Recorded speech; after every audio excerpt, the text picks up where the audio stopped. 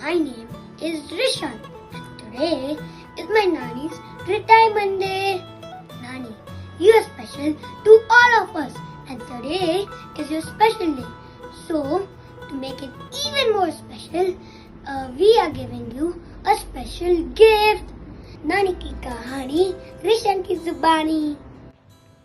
My Nani, Dr. Kirti Pastor, was born in Jabalpur. She was the only sister among her 7 brothers. In 1984, my Nani got married to my super awesome Nana. From childhood, Nani loved to dance, sing and read novels. She also liked to cook many dishes and share with her loved ones. Do you know that she continued her study even after her marriage and did her PhD after the birth of her beautiful daughter.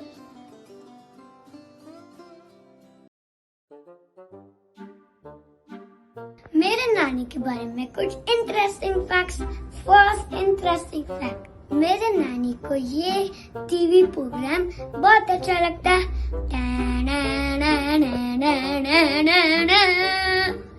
और ये कहलाता है KBC और वो कहलाता है कौन बनेगा करोड़पति और मुझे भी बहुत अच्छा लगता है. जब भी मेरे नानी कई सिटी में जाते हैं तो उनको टेम्पल में जाना बहुत अच्छा लगता है. मेरे नानी को शहनाई और गजल सुनना बहुत अच्छा लगता है.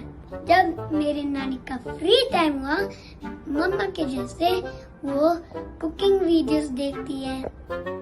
मेरे नानी का favourite things. First favourite thing, मेरी नानी को थाई खाना बहुत अच्छा लगता है. सेकंड फेवरेट थिंग, मेरे नानी का फेवरेट कलर येलो है जैसे सूरज. मेरी नानी को फेवरेट हॉलिडे डेस्टिनेशन स्विट्जरलैंड है जिसमें बहुत ही ठंडा होता है. मेरी नानी का सीक्रेट, जब मेरी नानी को चॉकलेट खाने रहती है वो चुप चुप कर फ्रिज से निकाल कर चॉकलेट खा लेती है थोड़े बार में. जब मेरे नानी शादी के बाद वो सेपरेट हो गए थे, मतलब दूसरे सिटीज में थे, नाना के सेपरेट हुए थे, तो फिर वो लेटर्स भेज रहे थे. मेरी नानी कबू मौसी को लेकर स्कूटर सड़क पर जा रही थी तो एक नॉटी लड़के ने बाइसाइकिल से स्कूटर को बम कर दी थी और कबू मौसी का लेग ट्विस्ट हो गया था और वो रोने लगी. नानी बहुत गुस्से हुई और उन्होंने बोला, अब आप आपका नाम बताओ, मैं पुलिस को कॉल करूंगी. तो फिर वो बच्चा डर गया और उन्होंने बोला ब्ला ब्ला ब्ला चतुर्वेदी. जैसे मेरे नानी ने चतुर्वेदी सुना, उनने जाने दिया. ये मेरी नानी का ब्राह्मण पीपल का लव. जब नानी PhD इंटरव्यू के लिए रेडी हो रही थी तो जैसे वो रीड कर रही थी उनने एक कॉम रख दिया था बुक मार्क जैसे और फिर वो भूल गई. जब इंटरव्यू का डे हुआ तो जब उनने बुक दी गाइड के लिए, जब गाइड ओपन किया तो बोला कीर्ति पासपोर्ट, व्हाट इज दिस. तो नानी ने बोला क्या क्या क्या. उन्होंने बोला what is this, is it a com. ये है मेरी नॉटी नानी.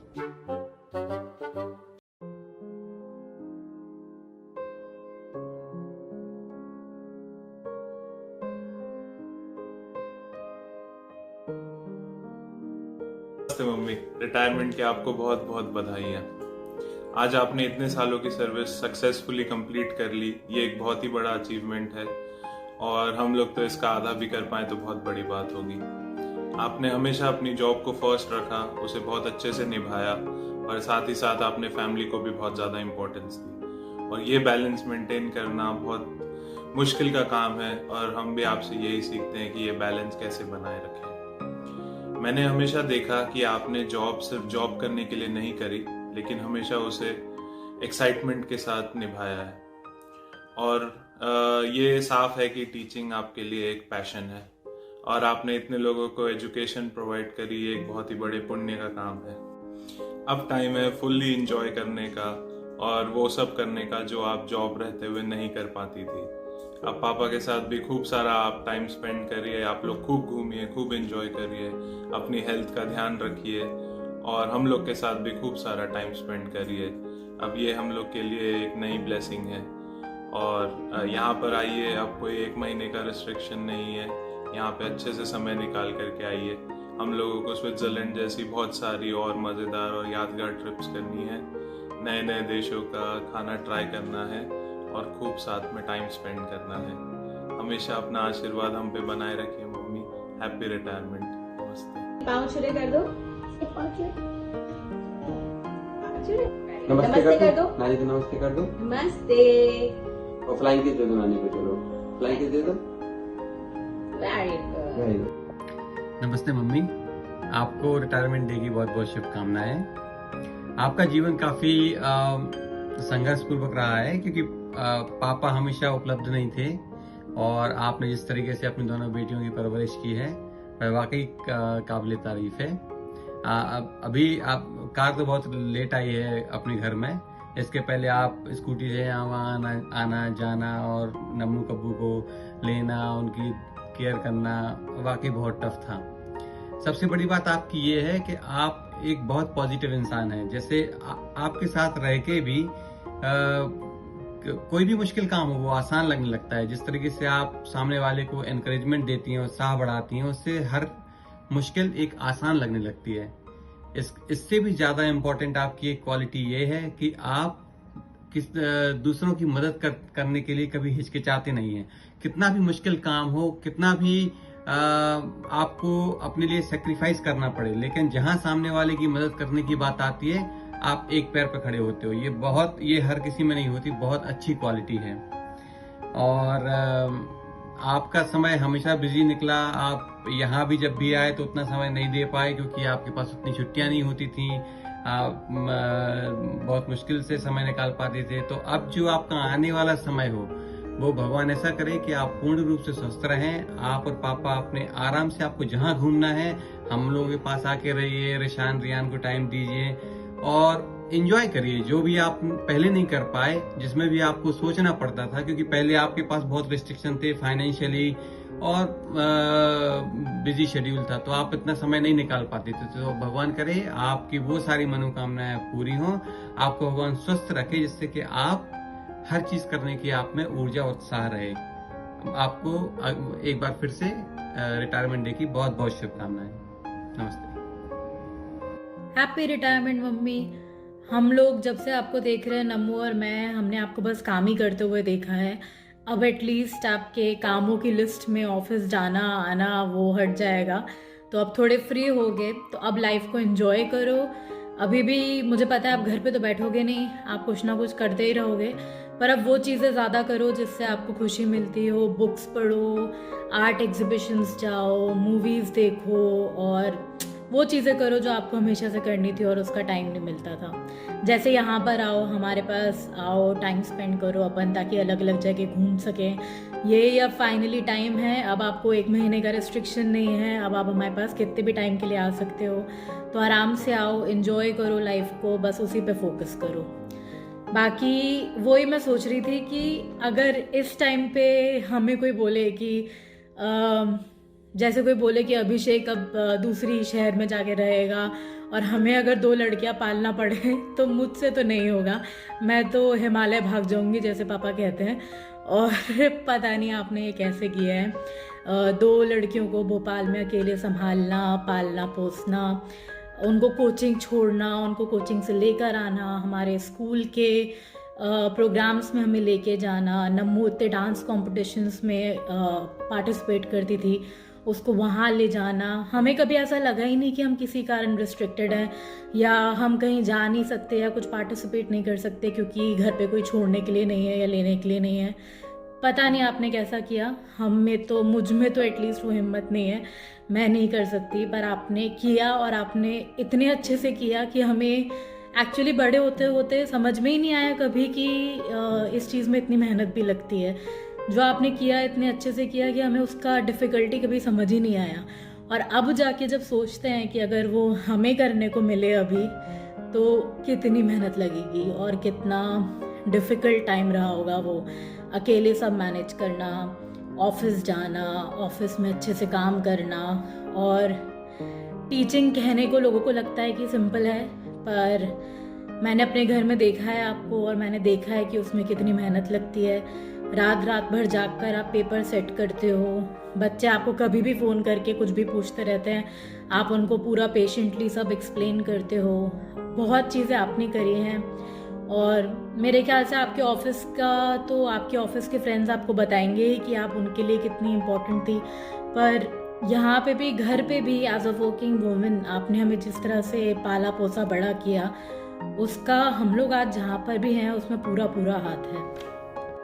नम्मू और मैंने कई चीज़ें तो आपसे सिर्फ आपका एग्जाम्पल देखते हुए सीख ली। आपको कभी हमें अलग से लेक्चर नहीं देना पड़ा कि ये चीज़ ऐसे करो या ऐसे बनो अपनी लाइफ में। आपने कभी शब्दों से हमें कुछ बोलने की ज़रूरत ही नहीं पड़ी, क्योंकि हमने आपका एग्जाम्पल देखा। हमने आपको एग्जाम्पल, आप जो करते थे उसको देख के सीखा कि हम दोनों ही अब किसी भी चीज़ को करने से डरते नहीं हैं। उसका सबसे बड़ा रीज़न यही है कि हमने आपको काफ़ी ऐसी चीज़ें करते हुए देखा है जो कि शायद दूसरे लोग ना कर पाएँ।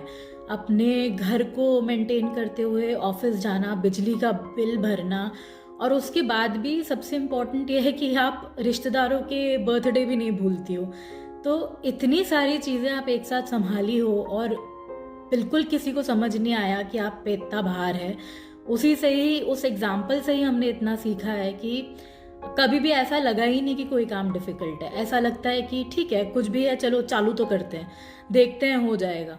तो वही एक कारण है कि नम्मू कैसे भोपाल से पुणे चली गई और फिर पुणे से सिंगापुर चली गई, और सब उसने सेट किया अपने अकॉर्डिंग, अकेले रह के वहाँ पे सारी चीज़ें कर पा रही है।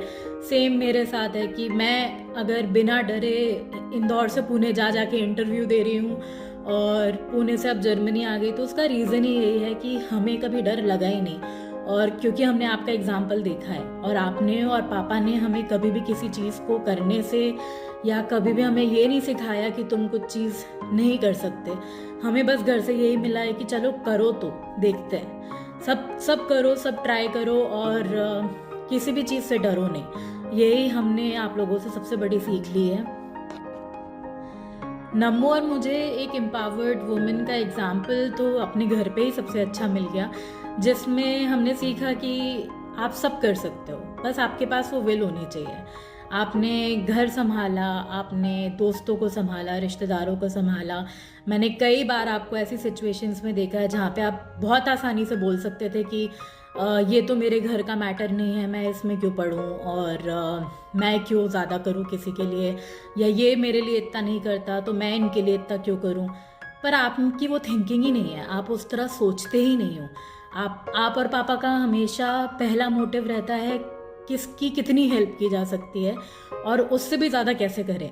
जिस बात से मुझे ऑब्वियसली कई बार गुस्सा भी आता है, क्योंकि मुझे लगता है कि आप जितना दूसरों के लिए करते हो उतना में भी सब आपके लिए नहीं कर पाए। पर वो मेरी थिंकिंग है, आप लोग ऐसा सोचते ही नहीं हो, आप बस करते ही जाते हो, आप देखते नहीं हो, आप ये नहीं सोचते कि कोई हमारे लिए कितना करेगा, आप बस दूसरों के लिए ही करते हो।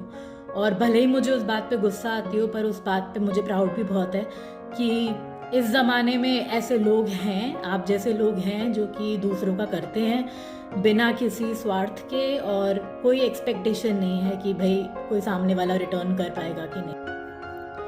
आपने हमेशा हमें एक फ्रीडम दी है कि जो करना है करो, पर हमेशा ये भी ध्यान रखा है कि हम डिसिप्लिन रहे हों, और हमें पता हो कि हमारी बाउंड्रीज़ किधर हैं, क्या चीज़ गलत है, क्या चीज़ सही है। उसी से एक इंसिडेंट याद आता है कि बचपन में मैं 3rd या 4th स्टैंडर्ड में होंगी, और मैंने जाके अपने ट्यूशन टीचर के यहाँ से एक आम की कली खा ली थी फ्रिज में रखी हुई, उन्हें बिना बताए, और मुझे उस वक्त बड़ा मज़ा आया था। मैंने घर आके आपको बताया कि मैंने आम खाया, और आपने तब इतना नहीं डांटा, पर दूसरे दिन आप मुझे लेके गई वहाँ पे उनके घर पे, और उनके सामने आपने बताया कि मेरी बेटी ने आपके फ्रिज से आम खाया, और आपने मुझे उनके सामने सॉरी बुलवाया, जो कि तब मुझे लगा कि क्या ज़रूरत थी ऐसा करने की। एक छोटा सा आम की कली तो खाई थी, इतनी क्या बड़ी बात हो गई। पर अब मैं रियलाइज़ कर रही हूँ कि उसी से ही ये वैल्यू सिस्टम बना है, और ये आपके टीचर होने के ही कारण हमें ये वैल्यूज़ आई हैं कि हम आपने एक सुपर वुमन की तरह ये सारी रिस्पॉन्सिबिलिटीज़ अभी तक निभाई हैं। और पर सुपर वुमन का भी टाइम आता है जब उसे रिटायर होना पड़ता है। तो अब एक्सेप्ट कर लो कि आप रिटायर हो चुकी हो, थोड़ा अपनी तबीयत पे ध्यान दो, आप अपनी हेल्थ पे ध्यान दो, और अपने इंटरेस्ट पे अब ज़्यादा फोकस करो। जो चीज़ आपको ज़्यादा खुशी देती है बस उसी पे ज़्यादा ध्यान दो। आपके पास अब टाइम है गार्डनिंग खुद करने का, और मूवीज़ जाने का, और बहुत चीज़ें करने का जो आप पहले नहीं कर पाते थे। तो अभी सिर्फ वो चीज़ें करो। और अब हमारे पास वो 1 महीने की रिस्ट्रिक्शन नहीं है कि आप 1 ही महीने बाहर रह सकते हो। अब आप ज़्यादा टाइम के लिए हमारे पास आ सकते हो। तो आओ, हमारे साथ रहो और हमारे साथ घूमो। हमें बस यही चाहिए कि हम आपको जितना ज़्यादा ये दुनिया घुमा पाएँ उतनी ज़्यादा ये दुनिया घुमाएं, तो ये हमें भी बहुत खुश करेगा। और बस अब आप एंजॉय करो, और टेंशन नहीं लेना है, अब बस एंजॉय करने का टाइम है। Happy retirement day mummy. बचपन से आज तक अगर आपकी बात करें तो पूरा दिन ही निकल जाएगा, बट आप जानते हो कि मैं पापा जैसी हूँ, ज्यादा फीलिंग्स को कन्वे नहीं कर पाती और बहुत मुश्किल से मेरे वर्ड्स और फीलिंग्स निकलते हैं। ऑल्दो मैं आपको पूरी कथा हमेशा सुनाती हूँ कि कब कैसे क्या मुझे हो रहा है, बट किसी के लिए फीलिंग्स निकालना मेरे मुंह से बहुत मुश्किल होता है। तो आज मैं कोशिश करूंगी। आपको हमेशा बताना चाहती थी कि मैं आपके लिए और आपसे हमेशा प्राउड फील करती थी। जब मैं छोटी थी तो मुझे याद है आज भी कि सारे बच्चों को और उनके मम्मी पापा को जब कंपेयर किया जाता था, या फिर दिमाग में ऐसा आता था कि आपकी मम्मी क्या करती है, तो मुझे एक बहुत प्राउड फीलिंग होती थी कि मेरी मम्मी प्रोफेसर है, मेरी मम्मी बड़े बच्चों को पढ़ाती हैं, और मेरी मम्मी बहुत इंटेलिजेंट है। और स्टिल मेरी मम्मी मेरे स्कूल कॉलेज हर चीज की डिटेल जानती हैं, कौन सा एग्जाम देती हूँ वो जानती हैं, कहाँ पे मुझे दिक्कत आती है वो जानती हैं। तो आप इतना सब कुछ करके भी एक सुपर वुमेन की तरह हर जगह अवेलेबल रही, ये बहुत बड़ी बात है। मैं आज तक कोशिश कर रही हूँ, मुझसे नहीं हो पाता। दूसरी एक चीज बहुत अच्छे से याद है कि स्कूल में जब एनुअल फंक्शंस होते थे, तो चाहे वो स्कूल की प्रैक्टिस हो, आपका इन्वॉल्वमेंट हो, रिश्तेदारों को लेके आ जाना और बोलना कि देखो नम्मू कपूर डांस करने वाली हैं, और पूरे आपको एजेंडा में पता रहता था कि कब हम लोग के डांस है, कब हमारे गाने हैं, और एक दूसरे को बताना कि देखो मेरी बेटी वो है। आपके अंदर वो जो प्राउड फीलिंग थी वो मुझे फोर्स करती थी स्टेज पे परफॉर्म करने के लिए, क्योंकि मुझे पता था मेरे मम्मी पापा वहां बैठे हुए हैं और वो बहुत खुश होंगे अगर मैं बहुत अच्छे से परफॉर्म करूंगी। क्योंकि आज की भीड़ चाल में मैं देखती हूँ कि जब पेरेंट्स फोर्स करते हैं अपने बच्चों को कि बहुत अच्छे नंबर लाओ, बहुत छोटी उम्र से, नर्सरी से ही, कि तुम अच्छे नंबर लाओ, इतने आने चाहिए तभी आगे बढ़ोगे। मैं और कब्बू अगर याद करें तो शायद हम लोग को कभी भी अच्छे या 90 या 80 नंबर लाने के कभी फोर्स नहीं किया। इनफैक्ट आप हमेशा ये बोलते थे कोशिश करो, जो तुम्हारा बेस्ट है वो करो। बट ये भी चीज याद है कि जब 10th आने लगा था तो आपने हम दोनों को ये समझाया था आपने अपनी स्टेज पे कि यही वो आगे के साल है जो तुम्हारा करियर बनाएंगे, और उसके लिए ना जाने आपने कितने सैक्रिफाइसेस दिए। आप रिश्तेदारों के आगे नहीं गए, अगर रिश्तेदार घर पे आए तो आपने हमें अलग कमरा दिया कि हम पढ़े, और अपना कॉलेज, खाना पीना, उनको संभालना, सब कुछ आपने किया। आपने किसी को रोका नहीं कि नहीं मेरे बच्चे पढ़ रहे हैं तो ना आओ, और ना ही हमको फोर्स किया कि भाई कोई आया है तो तुम काम करो। तो आपने बहुत अच्छे से उस चीज को सेग्रीगेट करके रखा, तो उसके लिए तो हैट्स ऑफ। दूसरा ये कि जैसे मैंने कहा कि आपने कभी नंबर्स के पीछे नहीं भागे, आपने हमेशा हमें स्पीच कंपटीशन, डांसिंग, सिंगिंग, इन सब चीज के लिए आगे बढ़ाया, जो आई थिंक अब हमारे पिलर हैं। जब हम कहीं बाहर जाते हैं तो हमें पता है कि ये कॉन्फिडेंस हमें कहाँ से आया है, या फिर हमें हिम्मत क्यों होती है ये सब चीजें करने के लिए।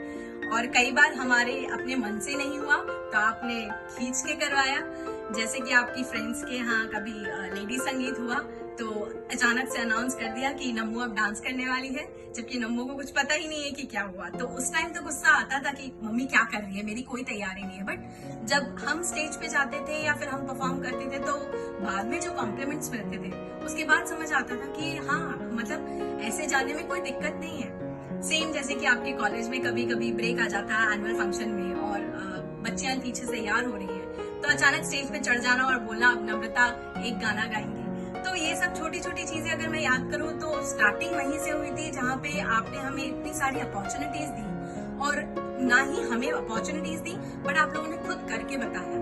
चाहे पापा हो चाहे आप हो, आप लोगों को स्टेज पे खड़े होकर हमने बोलते देखा, आप लोगों को हमने बड़े बड़े रिसर्च और पेपर्स को लिखते देखा।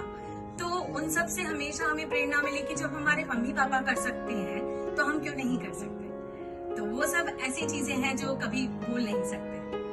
पापा के रिटायरमेंट के बाद, पापा के हमारे 10th के टाइम पे पापा के बाहर ट्रांसफर होते वक्त मुझे याद है कि वो मेरा पीक टाइम था जब 10th बोर्ड आने वाला था, सब्जेक्ट चूज करने थे और अचानक पापा को बाहर जाना पड़ा। उस टाइम पे आपने ना केवल हम दोनों को संभाला, हम दोनों एक टीनेजर हो रहे थे और हम काफी बोलचाल में अपफ्रंट हो रहे थे, ज्यादा बहस भी करते थे शायद, बात पूछने के लिए कि ऐसा क्यों नहीं हो रहा, वो क्यों नहीं हो रहा। और पापा हमेशा फेवरेट रहे क्योंकि पापा हमेशा ऑल्टरनेट वीकेंड आते थे और हमारी सारी ख्वाहिशें पूरे करते थे, और आप थे जो पूरे टाइम रहते थे और हर चीज पे रोक टोक करते थे। बट अब वापस जाके देखो तो कितना मुश्किल होता होगा कि एक पेरेंट का घर पे ना होना और बच्चियों का बड़ा होना, और स्पेशली उस टाइम पर जब उनका करियर डिसाइसिव है कि अब क्या होने वाला है इनके करियर के साथ। आज भी याद है कि मेरी आदत है रात भर पढ़ने के लिए, तो आप मेरे एग्जाम में रात भर जगती थी। कब्बू की आदत है सुबह से उठने की, तो कब्बू 3 बजे से उठती थी तो आप भी उठती थी। तो आपने लिटरली हम दोनों के लिए सुबह शाम एक कर दी और मेक श्योर किया कि हम लोग अपने एग्जाम के लिए तैयार रहें, एग्जाम के लिए बाहर ना खाएं, कुछ बीमार ना पड़े। तो ये सब चीजें आपके कंट्रोल में रहती थी और आपने ये सब पॉसिबल कर पाया। अगर याद करूं तो कोचिंग क्लासेस में जाना आप हमेशा लेके और छोड़ने जाते थे, कभी भी हमको ड्राइव करने नहीं दिया। बहुत लेटर बाद आपको जब कॉन्फिडेंस आया कि ये लोग जा सकते हैं तो करते थे। तो एक दिन याद है जब कोचिंग सेंटर और पूरे भोपाल में लाइट चली गई थी और सबके मम्मी पापा या सब अपनी गाड़ियां उठा के जा रहे हैं और मैं थोड़ी अकेली हो गई थी 10 मिनट के लिए, बट दूर से मुझे रोशनी दिखाई दी। मम्मी धीरे धीरे कानेटिक की थोड़ी सी लाइट से रोड को देखते हुए आ रही है मुझे लेने के लिए, और कब्बू को पड़ोसी के यहाँ छोड़ के आई कि मुझे लेने जाना है। तो ये सब छोटी छोटी चीजें बच्चों को दिखती नहीं है, बट बाद में जाके देखो तो लगता है कि कितना सैक्रिफाइस करके माँ बाप आगे बढ़ते हैं। तो थैंक यू सो मच ये सब करने के लिए। साथ साथ आपने सारे परिवारों को एक साथ रखा, भले ही त्रिवेदी खानदान हो या पस्तूर खानदान। मैंने कभी भी आपको उनको डिफरेंटली ट्रीट करते हुए नहीं देखा, तो ये एक बहुत बड़ी बात है। सबको समझ में नहीं आता है कि इसमें कौन सी बड़ी बात है। आपने दोनों परिवारों को देखा, लेकिन जब पापा नहीं थे, पापा दूसरे शहर में रहते थे, तब भी आपने दोनों परिवारों को सेम ट्रीट किया। चाहे कोई कैसा भी करे, आप हमेशा सामने वाले की मुसीबतों में उनके साथ खड़े रहे। आपने हमेशा ये सिखाया कि सुख के टाइम सब खड़े होते हैं, बट दुख के टाइम जो खड़ा रहे वही अपना कहलाते हैं। तो mummy thank you so much. आज जो भी है आपके कारण है, थैंक यू। अब इमोशनल होते होते ये भूल ही गई कि किस चीज के लिए हम वीडियो रिकॉर्ड कर रहे थे। तो मम्मी हैप्पी रिटायरमेंट डे आपको। आप बहुत अच्छे से रहो, स्वस्थ रहो, जितना आपको घूमना है और जहां जहां आपको जाना था अब आप शुरू करो।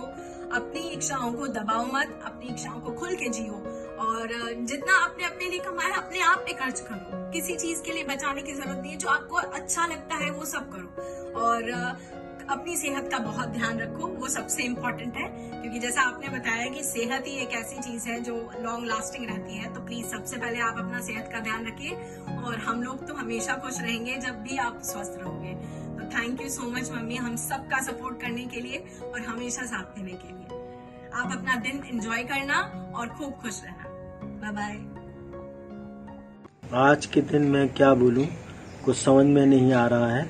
मेरी धर्मपत्नी कीर्ति के रिटायरमेंट पर मैं दुखी तो नहीं हूं, पर खुश हूं, क्योंकि मैं स्वयं 4 साल पहले रिटायरमेंट होने के बाद ज़्यादातर हम लोग अपनी पुत्रियों के यहाँ और अन्य जगह घूमने नहीं जा पा रहे थे।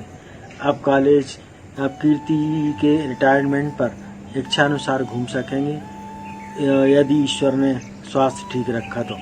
पति पत्नी के अलग अलग शहर में जॉब रहने से परेशानियां तो होती ही हैं, गृहस्थी और बच्चों पर अच्छा खासा असर पड़ता है, पर इस परेशानी को हम लोगों ने काफ़ी हद तक सहन किया। इसमें कीर्ति का बहुत साथ रहा। कीर्ति का उद्देश्य और प्रायोरिटी फैमिली रही, जो कि मेरे लिए काफ़ी अच्छा रहा, क्योंकि 14-15 साल मेरा जॉब में ट्रांसफ़र होने के कारण मैं परिवार पर कम ध्यान दे पाता था, पर यह कार्य कीर्ति ने बखूबी किया। उन्होंने न केवल अपना घर वरन रिश्तेदारों का भी ध्यान रखा, जो कि जॉब में रहते हुए किसी भी पत्नी के लिए एक दुष्कर कार्य होता है। समय इतनी जल्दी गुजर गया जैसे लगता है कल की बात है। जीवन है, चलते रहना है। मुझे परेशानी सिर्फ है कि जो कीर्ति 2-3 पीरियड कॉलेज में 40 मिनट के पीरियड लेती थी, वह घर पर सहन करना पड़ेंगे, जिसके लिए मुझे धैर्य की मात्रा में इजाफा और प्रैक्टिस करना पड़ेगी। कीर्ति का ज़्यादातर समय MLV कॉलेज में ही गुजरा, जो कि भाग की बात है। MLV कॉलेज का भी एक अलग पारिवारिक वातावरण रहा, साथ ही प्रोफेसर और सभी का अच्छा सहयोग मिला। बैंक में भी LFC की फैसिलिटी होने से हम लोगों ने काफ़ी घूमा भी। हम लोगों ने अपने अपने विभागों को ज़्यादा समय दिया, विशेषकर टीचिंग में कीर्ति का रुझान था और उन्होंने बखूबी निभाया। मेरे जीवन में कीर्ति का पूरा सहयोग रहा, इसके लिए मैं कीर्ति का आभारी हूँ। मेरी पुत्रियों को अच्छे संस्कार देने में उनका बड़ा हाथ रहा। जो संतानों से, दामादों से, माता पिता को जो सुख मिलना चाहिए, वह मैंने पूरी तरह से एंजॉय किया। पति पत्नी में आपस में समन्वय न होने से परिवार के बिखर जाने की संभावना बन जाती है। भगवान ने मुझे इस विषय पर विशेष कृपा बनाए रखी। मैं कीर्ति के रिटायरमेंट पर उनके भविष्य के लिए शुभकामनाएं देता हूं और ईश्वर से प्रार्थना करता हूं कि वो हमेशा स्वस्थ रहें। बहुत इंस्पायरिंग है ना मेरी नानी की कहानी। It's time to go. But before I go, I want to thank you all for making my Nani's retirement day so special. Nani, we love you.